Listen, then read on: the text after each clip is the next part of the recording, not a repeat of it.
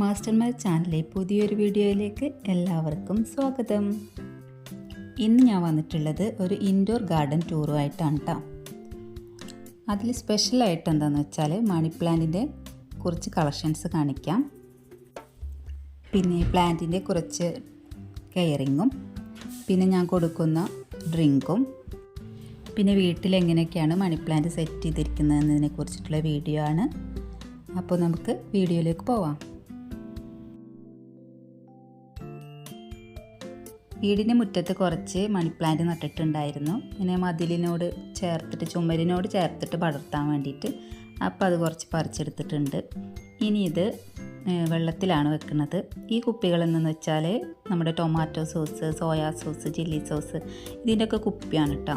അപ്പോൾ അത് നല്ല രീതിയിൽ പെയിൻ്റ് അടിച്ചിട്ട് ഡെക്കറേറ്റ് ചെയ്തിട്ടുണ്ട്. അപ്പോൾ അതിൽ വെള്ളം ഒഴിച്ചിട്ടാണ് ഈ പ്ലാന്റ് വെക്കുന്നത്. എനിക്ക് മണി പ്ലാന്റ് കൂടുതൽ വളർത്താൻ ഇഷ്ടം മണ്ണിലാണ്.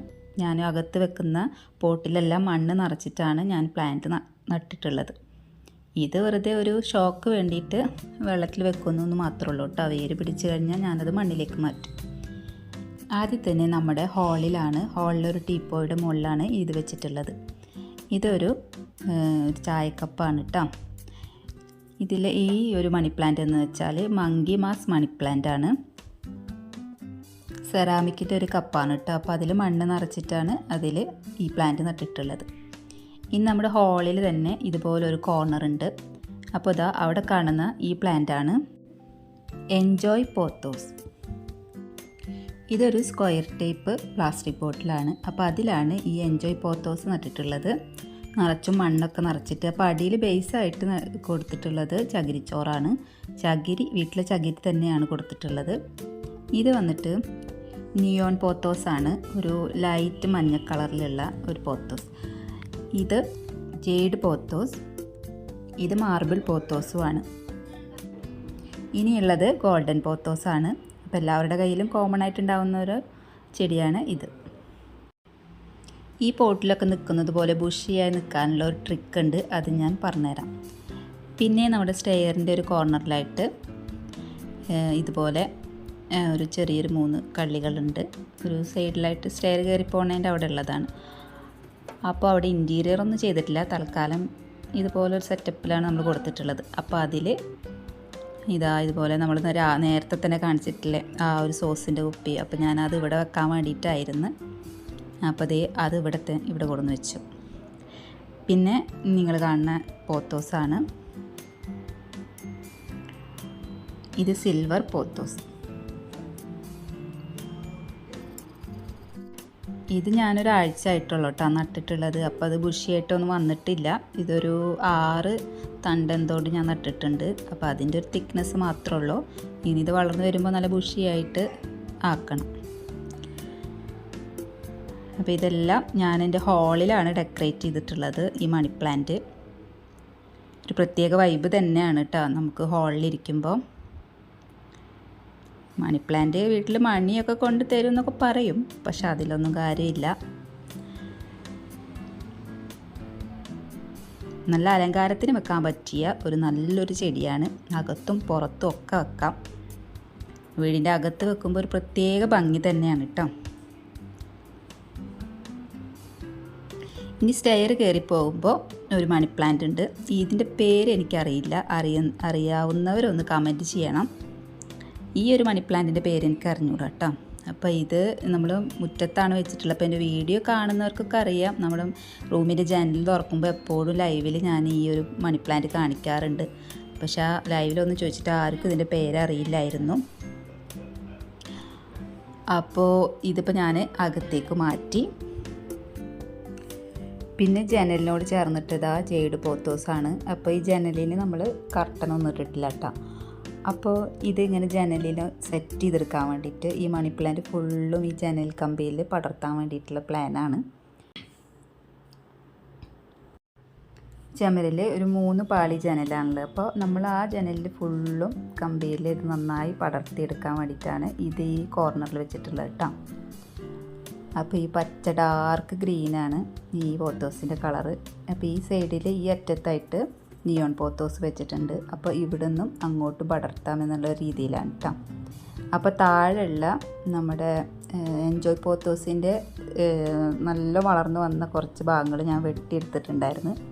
അപ്പോൾ അത് പഴയ ഒരു സൈക്കിളിൻ്റെ ഒരു കൊട്ടയാണ് കേട്ടോ. അപ്പോൾ അത് നമ്മുടെ ടി വി സ്റ്റാൻഡിൻ്റെ ആ ഒരു ഹാളിൽ ടി വി വെക്കുന്ന ഹാളിലൊരു ക്ലീനിങ്ങിൻ്റെ ഒരു ഭാഗമായിട്ട് ഞാനിവിടെ ഡെക്കറേറ്റ് ചെയ്തിട്ടുണ്ടായിരുന്നു. ഷോർട്സിലുണ്ട് അത്. അപ്പോൾ ഇതിപ്പോൾ ഞാൻ വേര് പിടിക്കാൻ വേണ്ടിയിട്ട് വെള്ളത്തിലാണ് കേട്ടോ വെച്ചിട്ടുള്ളത്. വേര് പിടിച്ച് കഴിഞ്ഞാൽ ഇത് മണ്ണിൽ തന്നെ മാറ്റും. പിന്നെ എങ്ങനെയാണ് ഞാൻ എൻ്റെ മണി പ്ലാന്റ് ബുഷിയായിട്ട് വെക്കുന്നതെന്ന് കാണിച്ചു തരാം. അപ്പോൾ നമ്മൾ ഏത് തരം പോട്ടിലെടുത്താലും ഇതുപോലെ നല്ല നീളത്തിൽ വളരും. ഒരു തണ്ട് നട്ടാൽ മതി. ഒരു തണ്ട് തന്നെ നട്ടാൽ നമുക്ക് ബുഷിയായിട്ട് എടുക്കാം. ഞാൻ ഇതിലൊരു 3-4 തണ്ട് നട്ടിട്ടുണ്ടായിരുന്നു. നീളത്തിൽ വളർന്നു വന്നിട്ടുള്ള ഈ തണ്ടുകൾ നമ്മൾ ഏത് തരം ബോട്ടിലെടുത്താലും അതിലിങ്ങനെ ഇതുപോലെ റൗണ്ട് ചെയ്ത് കൊടുക്കുക. ഇങ്ങനെ അമർത്തി വെച്ച് കൊടുത്താൽ മതി. വേറെ ഒന്നും ചെയ്യണ്ട. പിന്നെ അതിൻ്റെ അടിയിലേക്ക് വേര് പൊയ്ക്കോളും. വള്ളികൾ നീളത്തിൽ വളരും തോറും ഇതുപോലെ എത്ര റൗണ്ട് ചെയ്ത് കൊടുത്താലും അത് ബുഷിയായിട്ട് തന്നെ കിട്ടും കേട്ടോ. അപ്പോൾ സ്ക്വയർ ബോട്ടിൽ എടുക്കണിച്ചെങ്കിൽ അതിലും അതേപോലെ സ്ക്വയർ പോലെ നമ്മൾ എടുത്താൽ മതി. അപ്പോൾ ഇങ്ങനെയാണ് നമ്മൾ നല്ലൊരു പ്ലാന്റ് ബുഷിയാക്കിയിട്ട് എടുക്കുക. അപ്പോൾ നല്ല തിക്നെസ്സിൽ കിട്ടും. പ്രത്യേകിച്ച് ഇതിനൊരു കെയറിങ് ഒന്നും വേണ്ടാത്തൊരു പ്ലാന്റാണ് മണി പ്ലാന്റ്. ഒരു കെയറിങ്ങിൻ്റെ ആവശ്യമില്ല. ഇതിന് നനവ് കൊടുക്കുന്നത് ഞാൻ ആഴ്ചയിൽ ഒരു ദിവസമാണ് കേട്ടോ. അപ്പോൾ വീടിൻ്റെ അകത്ത് വെക്കുന്ന ഒരു ചെടിയുടെ ബോട്ടിലും ഞാൻ ഹോൾസ് ഇടാറില്ല. ആഴ്ചയിൽ ഒരു ദിവസം മാത്രമാണ് ഞാൻ നനച്ചു കൊടുക്കുക. നനവ് നോക്കിയിട്ട് ആവശ്യമുണ്ടെങ്കിൽ മാത്രം നനച്ചു കൊടുക്കുള്ളൂ. അധികം വെള്ളമായാൽ ഇത് കടചീഞ്ഞ് പോവും. അപ്പോൾ അതിനുള്ള ഇട വരുത്തരുത്. ഇതുപോലെ ബോട്ടിൽസിൻ്റെ താഴെ നമ്മൾ ഹോളിടാതെ നമുക്ക് നല്ല രീതിയിൽ വളർത്താൻ പറ്റും. അപ്പോൾ കാണിച്ചു തരാം ഞാൻ.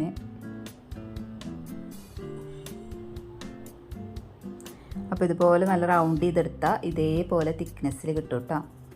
കണ്ട, ഈ ബോട്ടിൽസിനൊന്നും ഞാൻ ഹോൾ ഇട്ടിട്ടില്ല.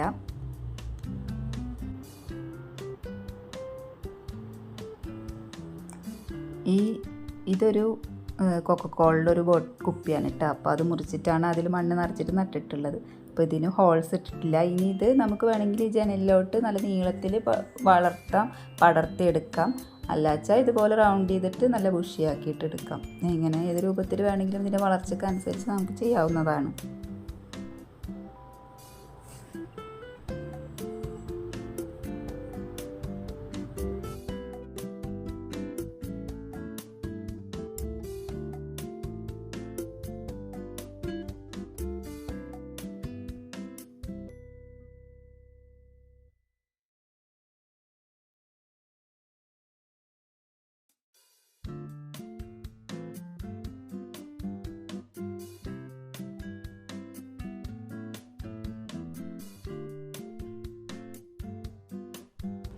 അപ്പോൾ എൻ്റെ നന എന്ന് പറഞ്ഞാൽ ഇങ്ങനെയാണ്. നമ്മൾ എന്നും ഉപയോഗിക്കുന്ന പാലുണ്ടല്ലോ, ഇവിടെ ഉപയോഗിക്കുന്നത് മിൽമ ആണ്. അപ്പോൾ മിൽമയുടെ കവറ് ഇതുപോലെ കഴുകിയെടുക്കും. അപ്പോൾ ഇതുപോലെ ഒരു ഗ്ലാസ് വെള്ളം കിട്ടും. അപ്പോൾ ഓരോ ദിവസം ഓരോ ചെടിക്ക് എന്ന വിധമാണ് ഞാൻ ഒഴിച്ചു കൊടുക്കുന്നത് കേട്ടോ. ഇതുപോലെ പാല് ചേർത്ത വെള്ളമാണ് ഞാൻ ഒഴിച്ചു കൊടുക്കുക. അപ്പോൾ ഈ ഒരു വളം മാത്രമാണ് എൻ്റെ വീട്ടിലെ മണി പ്ലാന്റിൻ്റെ ആഹാരം.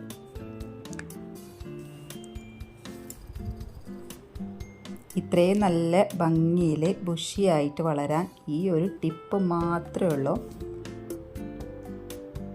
ആഴ്ചയിലുള്ള ഒരു ദിവസത്തെ നന മാത്രമാണിത്. ഇങ്ങനെ ഇത്രയും ഭംഗിയിൽ നിൽക്കുന്നതിൻ്റെ രഹസ്യം ഇത് തന്നെയാണ്. വേറെ ഒരു കെയറിങ്ങും മണി പ്ലാന്റിന് കൊടുക്കുന്നില്ല.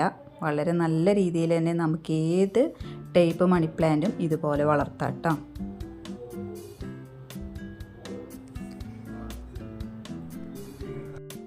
എൻ്റെ വീഡിയോ എല്ലാവർക്കും ഇഷ്ടപ്പെട്ടെന്ന് കരുതുന്നു. അപ്പോൾ പുതിയൊരു വീഡിയോ ആയിട്ട് വരുന്നത് വരേക്കും നന്ദി, നമസ്കാരം.